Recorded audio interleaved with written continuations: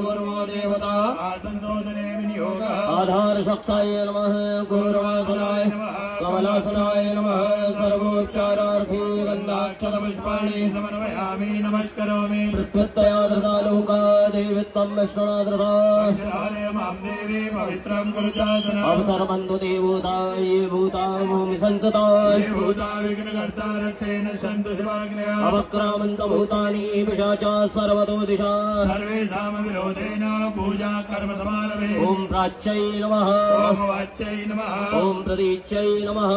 उदिच्यै नमः ॐ अन्तरिक्षाय नमः ॐ कर्मभूम्यै नमः ये भूतानामधिपतयो विशिखासः कपटिनानेकाकुङ्गात्रयो धनेव धन्वानि तन्वसि तीक्षदांशमहाकाय कलपान्तानहनोपमाय धनवाय नमस्तुभ्याम् अनुज्ञां दातुमर्हसि कर्मसाक्षिण्ये दीपनाथाय नमः सर्वोच्चारार्थे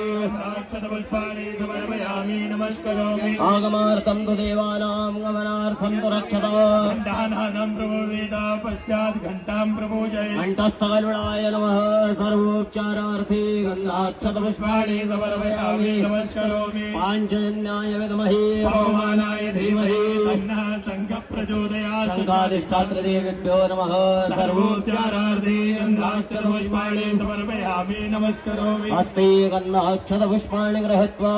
गणपतिं ध्याये